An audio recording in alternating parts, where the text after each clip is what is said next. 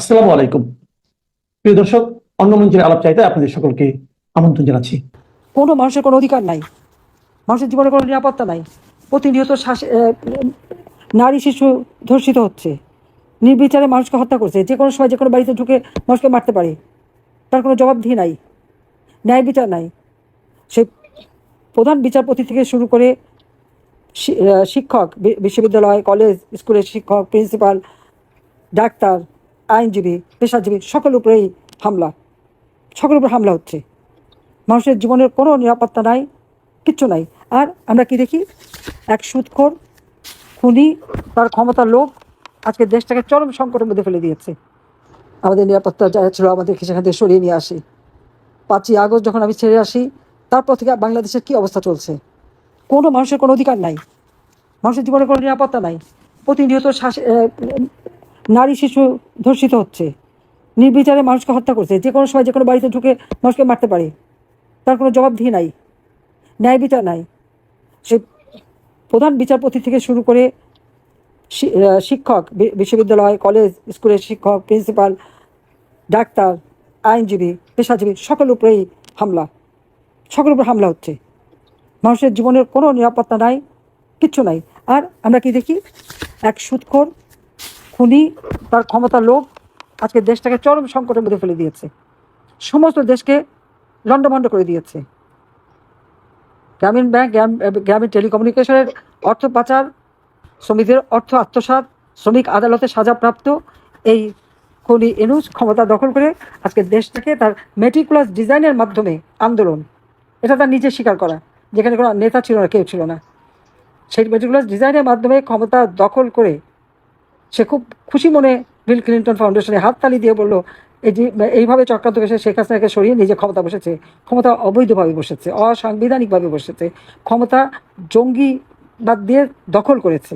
আর এই দখল করেই আজকে শুধু অর্থ আত্মসাৎ করা, ম্যান পাওয়ারের ব্যবসা, ডিজিটাল ওয়ালেটের ব্যবসা, ইউনিভার্সিটি বানাবে সেই ব্যবসা মেতে উঠেছে আর দেশটাকে ধ্বংসের দিকে নিয়ে গেছে।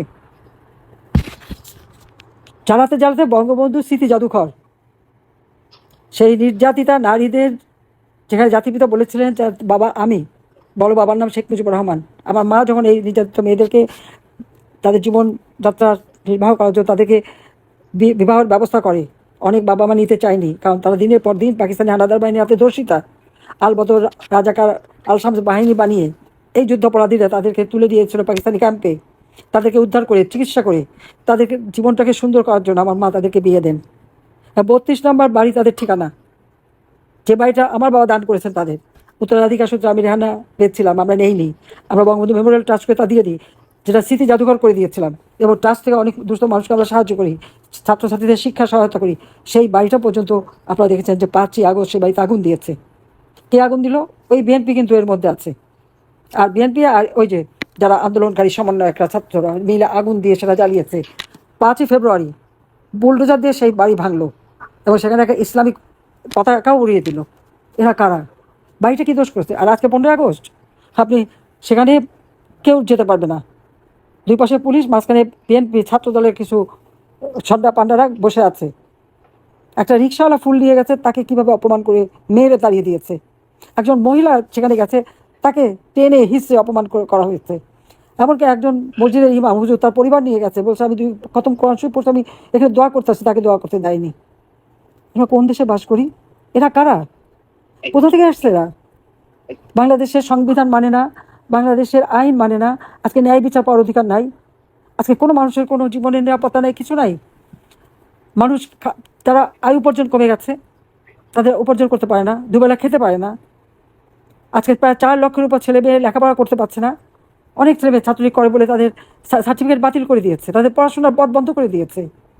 কই, আমি যখন ক্ষমতায় ছিলাম সব দলের ছেলেমেয়েরাই তো সমানভাবে পড়াশোনা করতে পেরেছে, আমরা তো কখন তা বাধা দেইনি। 2001 সালে বিএনপি ক্ষমতা এসে যে অত্যাচার আমাদের নেতাকর্মীর উপর করেছিল, হাজার হাজার নেতাকর্মীকে হত্যা করেছিল, আমরা তো প্রতিশোধ নিতে যাইনি। হ্যাঁ, বিচার চলছে, জঙ্গিবাদ সন্ত্রাস দমন করেছিলাম, মানুষের জীবনের শান্তি নিরাপত্তা এনেছিলাম, অর্থনৈতিক উন্নতি করেছিলাম, মাথাপিছু আয় বেড়েছিল, $2,794 মাথাপিছু আয়, মানুষের ক্রয় ক্ষমতা বেড়েছিল, প্রত্যেকটা গ্রাম পর্যন্ত ঘরে ঘরে বিদ্যুৎ পৌঁছে দিয়েছিলাম। কর্মসংস্থানের ব্যবস্থা, তরুণ সমাজের জন্য কর্মসংস্থানের ব্যবস্থা করে দিয়েছিলাম। বেকারত্বের হার 3% নামিয়ে এনেছিলাম। কোভিডের জন্য সামান্য একটু বেড়ে 5% হয়, কিন্তু আমরা তো করে দিয়েছিলাম মানুষকে, মানুষের জীবনকে অর্থবহ করে দিয়েছিলাম। আজকে সব ধ্বংস, সব ধ্বংস। এই ধ্বংসের হাত থেকে দেশকে বাঁচাতে হবে। তাই সকলকে আজকে ঐক্যবদ্ধ হওয়ার জন্য আমি আহ্বান জানাচ্ছি, এবং সকলকে সোচ্চার হতে হবে, এক হয়ে কাজ করতে হবে।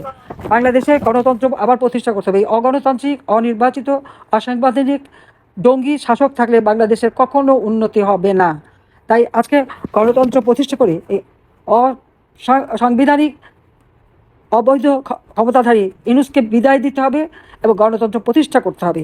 হ্যাঁ, আমি রিজাইন করিনি, তারপরেও মানুষের দাবি নির্বাচন খুব ভালো কথা, কিন্তু ইউনূসের অধীনে না। সেখানে একেবারে সম্পূর্ণ নিরপেক্ষ একজন কেয়ারটেকার গভর্নমেন্ট প্রতিষ্ঠা করে তার অধীনে জনগণের ভোটের নিশ্চয়তা থাকবে, সেই রকম নির্বাচন করতে হবে, যে নির্বাচনে প্রত্যেকটা দল অংশগ্রহণ করতে পারবে এবং জনগণ ভোট দিতে পারবে। আজকে আওয়ামী লীগের নিষিদ্ধ করেছে কার্যক্রম, আওয়ামী লীগের নিবন্ধন বাতিল করেছে নির্বাচন কমিশন। কিসের জন্য, কেন? আমি তো নির্বাচিত সরকার প্রধান, আর ইউনূস তো দখলকারী, জঙ্গি, অবৈধভাবে ক্ষমতা দখলকারী। আজকে অবৈধ ক্ষমতা দখলকারী নির্বাচিত সরকার প্রধান যে দলে, এবং সেই দলকে নিষিদ্ধ করে, এটা কোন ধরনের হয়? মানে মনে হচ্ছে যে পুলিশ চোরকে ধাওয়ায় না, চোর পুলিশকে ধাওয়ায়। এইরকম একটা অবস্থা বাংলাদেশে এখন সৃষ্টি করেছে। কাজে এই অবস্থার অবসান ঘটিয়ে মানুষের গণতান্ত্রিক অধিকার নিশ্চিত করতে হবে, যেটা জাতিপিতা বঙ্গবন্ধু যে সারা জীবন এই মানুষের অধিকার প্রতিষ্ঠার জন্য, গণতান্ত্রিক অধিকার প্রতিষ্ঠার জন্য সংগ্রাম করেছেন। আজকে যে সন্ত্রাস জঙ্গিবাদ, সে আবু সাইদ মুগ্ধ থেকে শুরু করে 15ই জুলাই 2024 সাল থেকে যতগুলি হত্যাকাণ্ড, অগ্নিসংযোগ, সন্ত্রাস, ছিনতাই, চাঁদাবাজি, মাস্তানি যা যা হয়েছে, সবগুলির বিচার করতে হবে, তদন্ত করতে হবে, এবং সুষ্ঠু তদন্ত যাতে হয় সেই পদক্ষেপ নিতে হবে। এই জঙ্গিদের দ্বারা এই তদন্ত হয় নাই। কারণ আমি এই মুগ্ধ, আবু সাইদ এরা যখন নিহত হলো, সাথে সাথে আমি জুডিশিয়াল এনকোয়ারি কমিটি করে দিয়েছিলাম। ইউনূস কিন্তু সেই কমিটি কাজ করতে দেয়নি, উল্টো আমাদের বিরুদ্ধে মামলা দিয়েছে। খুন করেছে তারা, মামলা দিয়েছে, নইলে 7.62 সেই বুলেট কোত্থেকে আসলো সেটা প্রশ্ন। কাজে আমরা এটাই চাই যে এই প্রতিনিয়ত যে একের পর এক ভায়োলেন্স হচ্ছে, একের পর এক জঙ্গি তৎপরতা, সেটা বন্ধ করতে হবে। এবং এটার জন্য সম্পূর্ণ শক্তিশালী সরকার দরকার। এই ধরনের দুর্বল সরকার দিয়ে কখনো হয় না। আজকে মাইনরিটি যারা সংখ্যালঘু সম্প্রদায়, তাদের উপরে আক্রমণ, সাংবাদিক থেকে শুরু সবার উপরে আক্রমণ, সমস্ত কিছু তদন্ত করে এর বিচার করতে হবে, এই বন্ধ করতে হবে। এবং আজকে যে আইনের শাসন বলে তো কিছু নেই, কাজে খুব দ্রুত আইনের শাসন স্থাপন করতে হবে।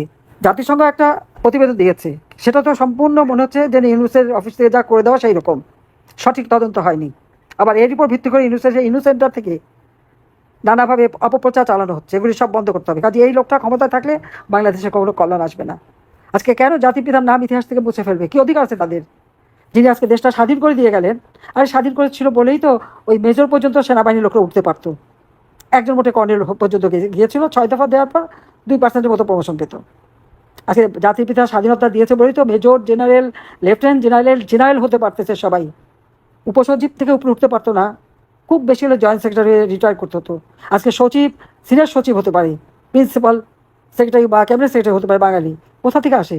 বঙ্গবন্ধু দেশ স্বাধীন করেছিলেন বলেই তো হতে পেরেছে, নড়িত হতে পারতো না। আজকে ছেলেমেয়েরা লেখাপড়ার সুযোগ পায়, সেই সুযোগটা কার করে দেওয়া?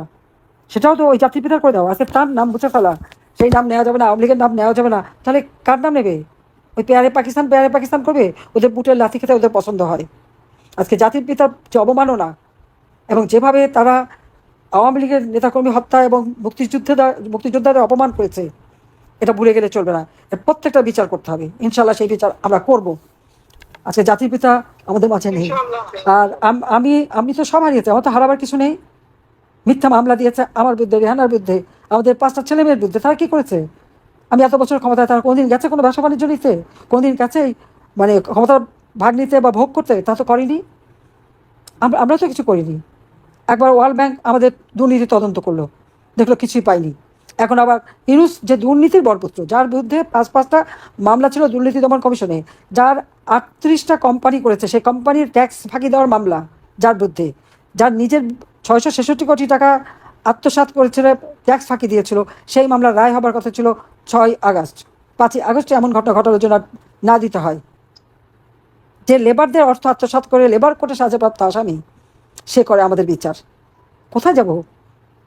আজকে এর হাত থেকে দেশকে রক্ষা করতেই হবে। আজকে জাতিপিতা আমাদের মাঝে নেই, কিন্তু তার আদর্শ আছে, আর সেই আদর্শ বুকে ধারণ করে স্বাধীনতার সপক্ষের প্রগতিশীল এবং অসাম্প্রদায়িক চেতনায় বিশ্বাসী সকল জনগোষ্ঠীকে ঐক্যবদ্ধ হয়ে এই দুঃশাসনের হাত থেকে, জঙ্গি ইউনূসের হাত থেকে দেশকে রক্ষা করার জন্য ঐক্যবদ্ধ হয়ে যার যা কিছু আছে তাই নিয়ে নামতে হবে।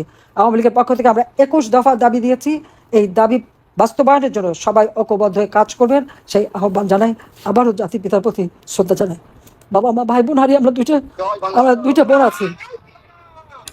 আমরা সবসময় জনগণের সেবা করে যাচ্ছি, নিজের জীবনে তো কিছু চাইনি।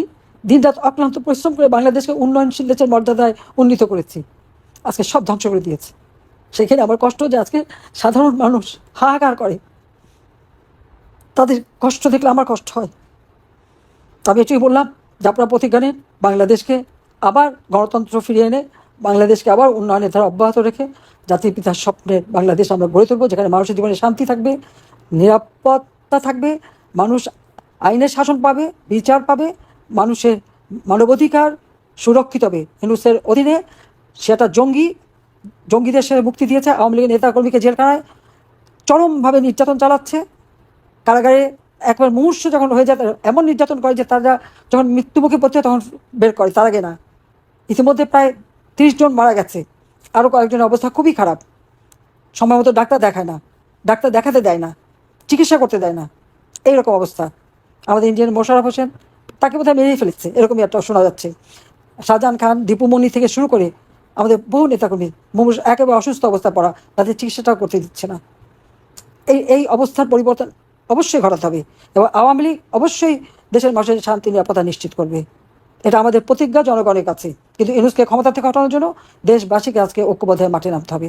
সবাইকে ধন্যবাদ। জয় বাংলা, জয় বঙ্গবন্ধু, বাংলাদেশ চিরজীবী হোক।